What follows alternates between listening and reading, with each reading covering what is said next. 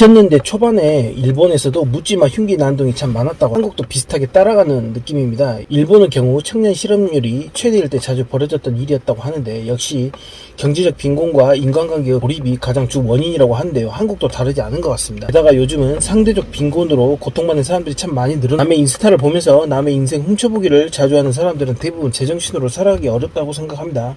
특히 한국은 남을 의식하고 남 탓하는 문화가 깊게 자리 잡고 있어서 더 심각할 것이다. 이 정도의 차이는 있을 수 있으나 사람은 본능적으로 남의 행복에 대해서 기뻐할 수가 없는 동물입니다. 단순히 가난한 게 문제가 아니라 남과 비교해서 내 처지가 별로라고 생각했을 때 문제는 심각해집니다. 비교로 인한 고통은 참 무섭다. 시기나 질투, 더 나아가 원망과 미움, 분노와 저주까지 품고 사는 사람도 있습니다. 가난한 나라 중에 행복도가 높았던 나라에서도 스마트폰 보급으로 인해 급속도로 불행해졌다는 예도 있죠. 실렘력 칼부림을 가해져도 남을 불행하게 만들고 싶어서 사람을 죽였다고 말합니다. 내 불행은 내 탓이 아니고 다 남 탓이라는 거죠. 그래서 행복해 보이는 인간들을 끌어내리겠다. 그리고 칼부림이 일어나는 거죠. 남에게 직접적인 피해를 주지 않았더라도 그냥 누군가가 잘 꼴만 봐도 원한이 생기는 시대가 된 겁니다. 누군가가 저에게 이렇게 말했던 게 기억이 나네요. 남들 앞에서 너무 크게 웃지 말라고. 특히 경제적으로 힘들어 보이는 사람 앞에서 웃는 모습은 더 자제해야 한다는 말. 이제는 행복해 보이는 모습도 쉽게 드러낼 수 없게 돼버린 것입니다. 이럴 게 없는 사람이 많아지면 치안 상황이 급속도로 나빠지게 됩니다. 게다가 학교에서는 체벌금지법이 없어지고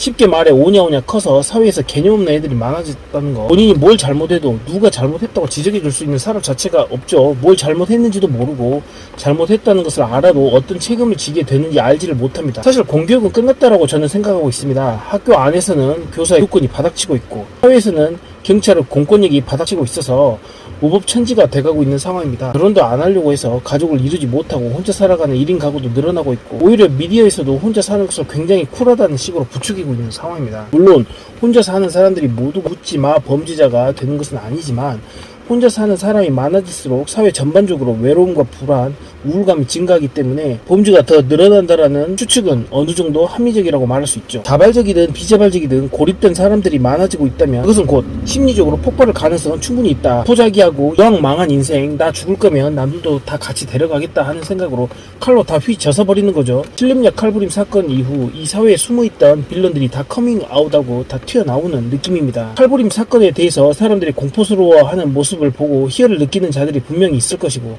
그래서 살인 예고하는 글들이 유행처럼 끊임없이 쏟아져 나오고 있는 것입니다. 남은 고통과 불안을 구경하며 즐거워하는 사람들 그게 정말 범죄를 일으키려는 글 수도 있고 아니면 관심을 끌기 위한 장난식 거짓일 수도 있지만 어떤 의도였던 정상적인 사회 분위기는 아니다. 그래서 남을 해치고 싶은 욕구를 드러내는 자들이 앞으로도 계속 늘어날 거라고 보고 있습니다. 오늘도 길 걷다가 칼빵 맞지 않도록 사주 경기 잘 하시고 모두 안녕하시길 바라겠습니다.